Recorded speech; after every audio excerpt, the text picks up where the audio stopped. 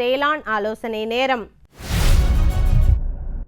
இன்றைய வேளாண் ஆலோசனை நேரத்தில் கோயம்புத்தூர் தமிழ்நாடு வேளாண்மை பல்கலைக்கழகம் வழங்கும் வேளாண் மண்டலங்களுக்கான வேளாண் ஆலோசனை. மேற்கு மண்டல விவசாயிகளுக்கான வேளாண் ஆலோசனை. அடுத்து வரும் நாட்களில் மேற்கு மண்டல பகுதிகளில் 4 முதல் 10 கிலோமீட்டர் வரை வேகமாக காற்றுடன் வறண்ட வானிலை எதிர்பார்க்கப்படுகிறது. பகல் நேர வெப்பநிலை சற்று உயர்ந்து வருகிறது. மண் ஈரத்தினை பொறுத்து இரவை பயிர்களுக்கு நீர்ப்பாசனம் செய்து பயிர் கழிவு மூடாக்கு இடவும். வறண்ட வானிலையினை பயன்படுத்தி அறுவடை நிலையில் உள்ள பயிர்களில் உடனடியாக அறுவடை செய்து நன்கு உலர்த்தி சேமிக்கவும்.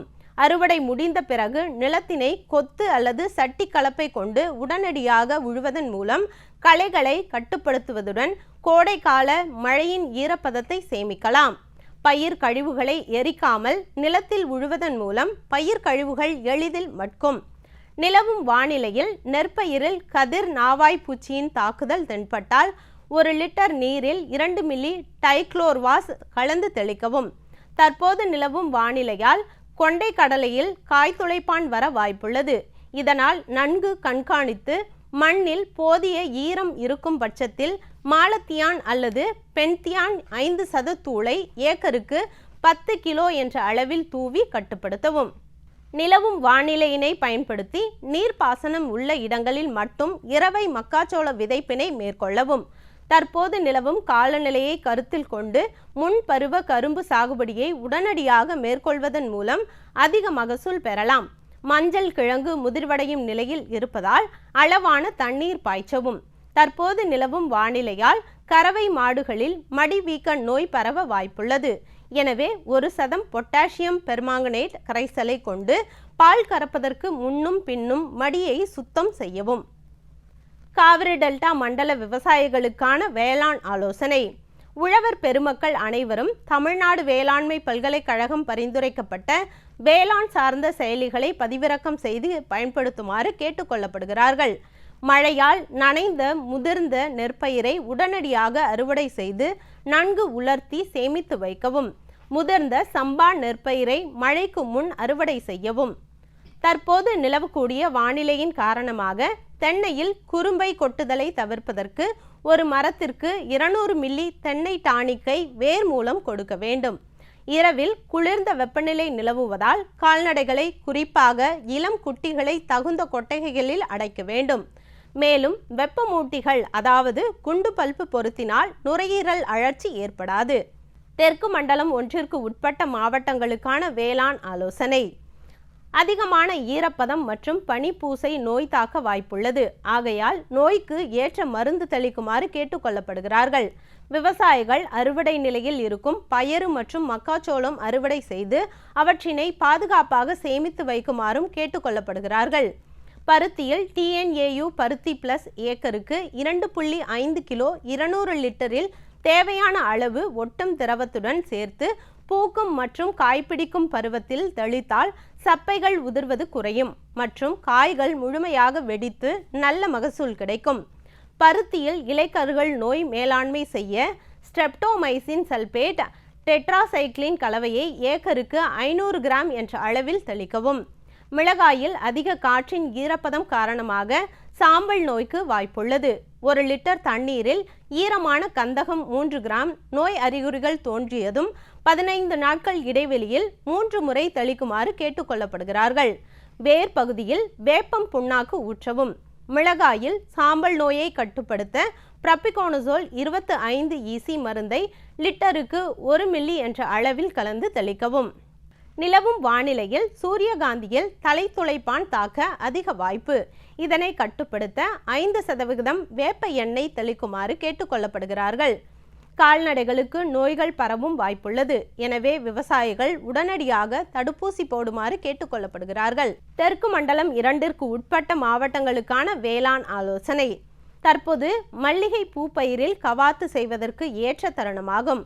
மல்லிகை செடியை தரையிலிருந்து 50 சென்டிமீட்டர் உயரத்தில் கவாத்து செய்ய வேண்டும். கவாத்து செய்யும் போது நோயுற்ற உலர்ந்த குச்சிகள் மற்றும் குறுக்காக வளர்ந்த கிளைகளையும் வெட்டிவிட்டு சூரிய ஒளி நன்கு படுமாறு செய்ய வேண்டும். நெல் பயிரில் செம்புள்ளி நோய் தாக்குதல் பரவலாக தென்படுகிறது. இந்நோய் நாற்றங்காலின் நாற்று பருவத்திலிருந்து நடவு வயலின் பால் பருவம் வரை இப்பூசணம் பயிரை தாக்கும். முதலில் இந்நோய் மிக சிறிய பழுப்பு புள்ளிகளாக தோன்றும். பின் உருளை வட்ட வடிவ புள்ளிகளாக மாறிவிடும். பின் பல புள்ளிகள் ஒன்று சேர்ந்த நிலையில் இலைகள் காய்ந்துவிடும். இந்நோய் பழுப்பு நிற புள்ளிகளுடன் கதிர் மற்றும் கழுத்து பகுதியை தாக்கும். இதனை கட்டுப்படுத்த ஒரு ஏக்கருக்கு 500 மில்லி என்ற அளவில் மெட்டோமினோஸ்ட்ரோபின் மருந்தினை தண்ணீரில் கலந்து தெளிக்கலாம். நிலவும் பருவ சூழ்நிலையில் கரும்பு சாகுபடியில் மேலுரமிடுதல் நல்ல பயனளிக்கும். கிணற்று பாசனமுடைய பகுதிகளில் ஒரு ஹெக்டேருக்கு 225 கிலோ தழைச்சத்து மற்றும் 112.5 கிலோ சாம்பல் சத்து என்ற அளவில் 3 சம பாகங்களாக பிரித்து கரும்பு நடவு செய்த 30, 60 மற்றும் 90ஆம் நாட்களில் இடுதல் வேண்டும். இலை வழியாக தெளித்து கட்டுப்படுத்தலாம். வெள்ளாடு வளர்க்கும் விவசாயிகள் தங்களின் ஆடுகளுக்கு ஆட்டம்மை தடுப்பூசியை 3 முதல் 6 மாத வயதில் முதல் முறையும் தொடர்ச்சியாக ஆண்டுக்கு ஒரு முறையும் கோடை காலத்திற்கு முன்னர் போடுவது அவசியமாகும். மலை பிரதேச மண்டல விவசாயிகளுக்கான வேளாண் ஆலோசனை. குறுமிளகாயில் வாடல் நோயை கட்டுப்படுத்த விவசாயிகள் காப்பர் ஆக்சிக்ளோரைடு 0.2 அல்லது மெட்டாலாக்சில் 0.1% பயன்படுத்த பரிந்துரைக்கப்படுகிறது. பூண்டு குமிழ் விளைச்சலை அதிகரிக்க நடவு செய்த 30, 45 மற்றும் 60 நாட்களில் நீரில் கரையக்கூடிய நுண்ணூட்டச்சத்து கலவையை 1 லிட்டர் தண்ணீருக்கு 0.50 கிராம் என்ற அளவில் மழை இல்லாத நேரங்களில் இலையில் தெளிக்க வேண்டும். வடமேற்கு மண்டல விவசாயிகளுக்கான வேளாண் ஆலோசனை.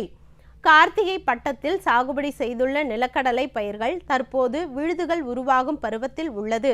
ஆகையால் நிலக்கடலை பயிருக்கு 2ஆம் கைக்களை எடுத்து ஒரு ஏக்கருக்கு 160 கிலோ ஜிப்சம் உரத்தை இட்டு செடியை சுற்றி நன்கு மண் அணைத்தால் விழுதுகள் நன்றாக மண்ணில் இறங்கி அதிக காய்கள் பிடிக்க வாய்ப்புள்ளது. மரவள்ளியில் வெள்ளை சுருள் ஈக்கள் தென்படுகிறது. இலைகள் மஞ்சள் நிறமாக மாறிவிடும். செடியின் கீழ்பாகத்தில் உள்ள இலைகள் கரும் பூஞ்சானம் காணப்படும். இதனை கட்டுப்படுத்தும் முறைகள் தேவையற்ற களைகள் மற்றும் பாதிக்கப்பட்ட இலைகளை நீக்க வேண்டும். ஈக்களை கண்காணிக்க ஏக்கருக்கு மஞ்சள் நிற ஒட்டும் பொறிகள் 10 முதல் 15 எண்கள் வைக்க வேண்டும். பூச்சியின் தாக்குதல் பொருளாதார சேத நிலையை தாண்டும் போது 1 லிட்டர் தண்ணீரில் வேப்ப எண்ணெய் 1 லிட்டருக்கு 3% மற்றும் ஏக்கருக்கு இமிடாக்ளோபிரிட் 1 மில்லி அல்லது தயாமீதாக்சம் 1 கிராம் கலந்து மாலை வேளையில் தெளிக்கவும். கத்தரி சாகுபடி செய்துள்ள விவசாயிகள் விளைச்சலை அதிகரித்து நல்ல மகசூல் பெற லிட்டருக்கு 5 கிராம் என்ற அளவில் காய்கறி நுண்ணூட்ட கலவையுடன் ஒட்டும் திரவம் கலந்து நட்ட 30 நாள் பிறகு ஒவ்வொரு 15 நாட்கள் இடைவெளியில் இலைவழி தெளிப்பு செய்ய வேண்டும். வடகிழக்கு மண்டல விவசாயிகளுக்கான வேளாண் ஆலோசனை. நெல் வயலில் தண்டு துளைப்பான் மற்றும் இலை சுருட்டுப்புழு தாக்க வாய்ப்புள்ளது. எனவே விவசாயிகள் பூச்சி தாக்கம் அறிகுறிகள் தென்படுமாயின் ஹெக்டருக்கு குளோரோட்ரினிலிப்ரோல் 150 கிராம் என்ற அளவில் தெளித்து கட்டுப்படுத்தலாம்.